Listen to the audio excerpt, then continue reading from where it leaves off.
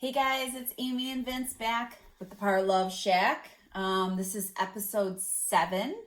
This is segment 2 of our parenting series. Of our three-part series. We talked about the littles. Today we're going to talk about the middles, and then we'll talk about the bigs last. Yeah. But I'm excited to talk about the middles. It is a fun time. This is a really fun time. We're still a little bit in it with our youngest one, but I consider the middles kind of like, we talked about the littles, which was the newborn through beginning, preschool age.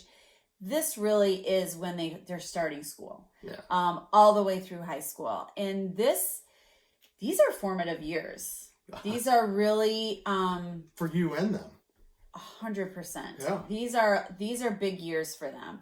And we just talked about for just like 2 minutes, because we do no prep for this. We just start talking, which is awesome, which we love. That's what we want. That's what we want. Yeah. So it's been really fun. But one of the things that you said before we hit go today was, these are really the years that, and I said it, formative, because this is when you're really instilling values. And what was it that you were talking about? No, I just said, you get going, and when you have a second child, somebody hits the super fast button, because all of a sudden, and then throw a third in there, and it gets crazy time. Mm-hmm. But you really, there's a lot of studies out there that just say so at 12 and 13 is really when your values that you've instilled on your kids stops. It's not that you shouldn't, or you should change your values or do something different, but that's the years where you're just really around. You think about 12, 13 these days, they're in middle school, they're getting phones, Lord knows what they can look up on phones, and things of that nature. And they start getting influenced by families and friends. You can't pick their friends, right? For the most part, right. Typically they migrate to what they do, right? If they're in the band, they have band friends. If they're in sports, they have sports friends, and theater, whatever they're in. It's just, that's it. And then you get into high school, batting in, because they're making decisions and they're away from you more than they're with you. Yeah. I think that one thing that you're basically saying without saying it is lay the groundwork. Lay the groundwork early. Instill the values. A lot of family discussions. Whether it's faith, which plays a big part in our family. Whether it's kindness to not only one another, but to people that maybe are different than you. Which we've had fortunate enough experience to have some neighbors that were mentally challenged. So for our kids early on, they got that exposure, and they learned about people that were different than them. Yeah. Kindness that you show towards them when they're not shown kindness. Yeah. How you can maybe help those people and or squash that situation. Yeah. So laying the groundwork, without going into in detail, laying the groundwork early. Setting up values and morals early, so those carry through, because the influences these kids are under today are exorbitant. Yeah. It is self-confidence. It is peer pressure. It is honesty, morals, beliefs that are different, kindness. You keep on encouragement. You're really, the kindness piece. No. The kindness piece is huge, because I think our kids are kind to a wide array of individuals that are out there. But you talk about the mid years, and you kind of move through that. You think that you can control it by what school you send kids to or things of that nature. Let me be the first one to tell you, and we've had kids in private school and public school. Not much different from my perspective. Agreed. In regards to the influences when you're talking about drugs, sex, whatever, from that standpoint. So if you really think you're going to paint a picture by sending the kids to that, because then they have outside influences that, there's club sports, there's school sports, there's things, everybody gets intertwined. And today, unlike you and I, is that when we grew up, we had Brighton friends. We didn't have maybe a Howell Sure. friend leaked in there or a Pinckney friend. Yeah. You know, I played some travel baseball with the Pinckney group. You know, I mean, that's the only reason. These kids have multifaceted, multi-area, you know, friends. You know what I mean? And you know, it's crazy. You know, now their base group, you know, is typically, you know, from the community. You know what I mean? But it's not too you know, far-fetched to have you know, 8 kids sitting in this living room right here, and they're all from different schools. Yeah. So You know what I mean? our two girls go to a or went to, our youngest one's still there, but private school, and so it's not in our hometown. So it is 35 minutes away. So these kids come from all over. So social media, that's just which we could probably do a full episode on that, which we may at some point. But that's just a whole can of worms that it can be good for many reasons. We're using it right now for what we think is good. Right. But it can be detrimental. Yeah, but to you got to kids. understand, it's there. Me or you or any parent out there 100%. listening to it, you're not getting rid of it. So you manage it, in my opinion. You manage it, and you're in it. I mean, people are like, you know, we had a lot of friends. Well, I don't know what they're on. What do you mean you don't know what they're on? I mean, come on, you know, get in their game. And there's no other way around it. You know what I mean? And it's okay if they're at something that they shouldn't be at. We were very open in regards to that. That's not something that we take a look at. That's not something that we're in, you know, and go from there, you know. But once again, they're going to have a phone, they're going to have an iPad, and you're not going to be around. So, you know, just make sure you're watching what's going on. I think a good rule of thumb is don't stick your head in the sand. Yeah. Don't ignore it. Don't avoid it. Because if you grab it and hit it head on, it might not be the most pleasant thing. You might be the worst parent in the world, according to them. Yeah. You are terrible. No other parent, I'm sure everybody out here listening, no other parent does that. Yep. Well, good for them. So-and-so's mom doesn't do it. Well, good for her. Yeah, guess what?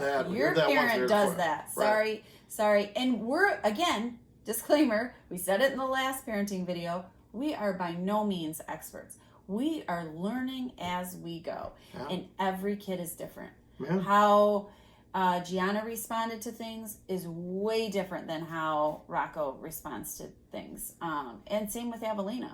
They're all different. And I think that the influences for each of them are different. Girl to a boy. Athlete to a theater. Boy Scouts, Girl Scouts, trying new things. I want to be a cheerleader. Now I want to be a dancer. I'm not doing that. I want to play soccer. Yeah. I don't like that group that's doing that. I want to do this. I want to go. I'm okay going out on things on my own. Another one of them's I like to have a friend there. So they're all different, and sort of recognizing that, changing how you parent based on each kid.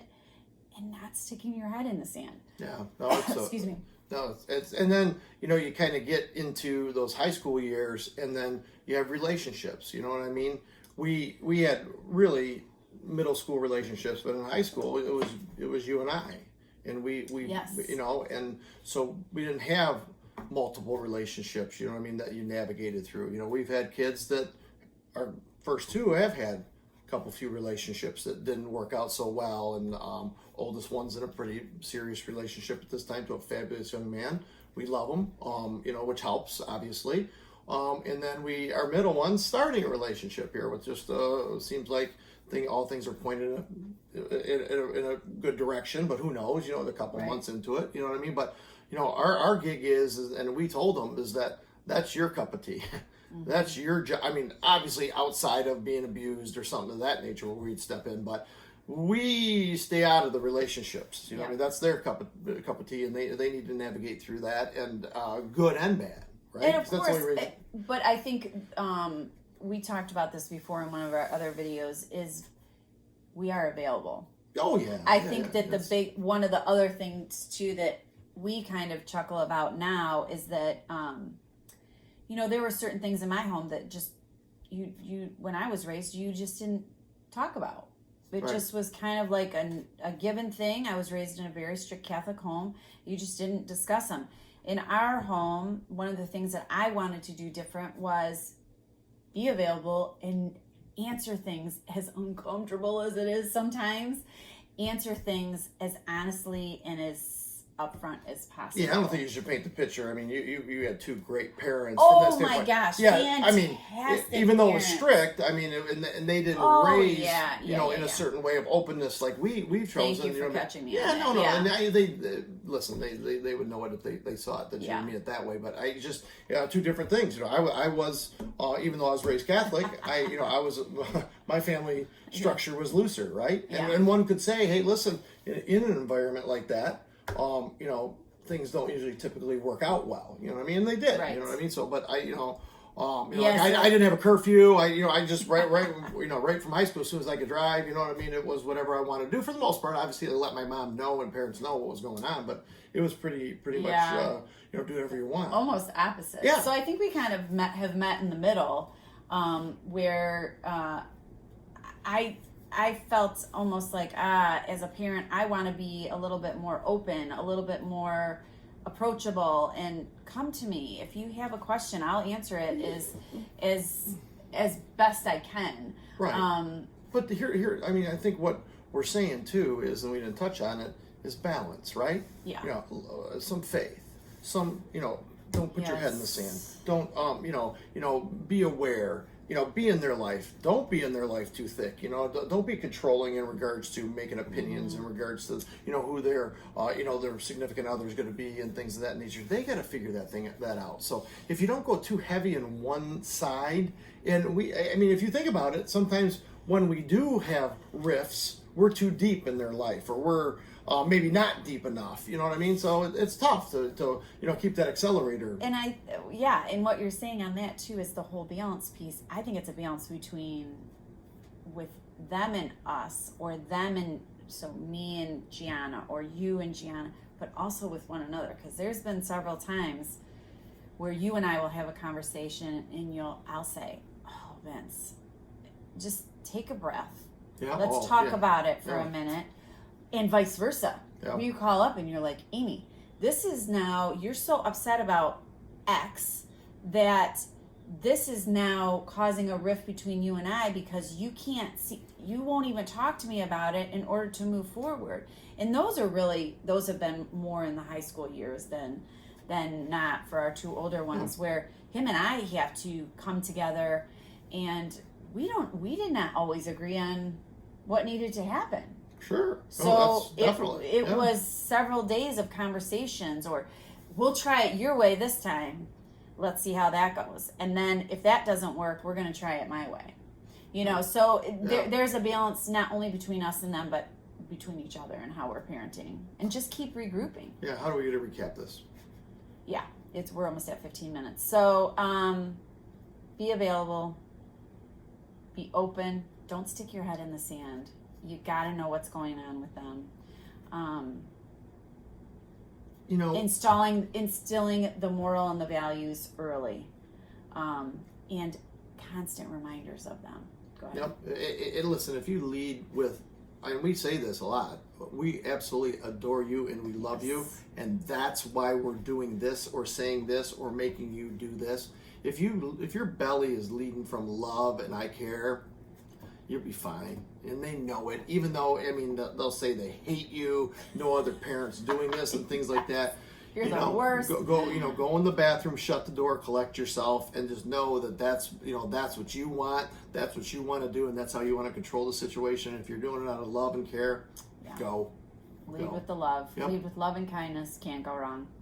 All right, guys. The mids, too. Done. Wow. Mids, check. Yeah, yes. Awesome. Next one coming up will be... the oldies. The oldies. I was calling the bigs. Don't call them the oldies yet. What do we call it? The littles, the mids, and the bigs. The bigs. Yeah. The bigs will be up next. We love you guys. Thanks for tuning in. We're having a ball. Love you guys. Have a great day. See ya.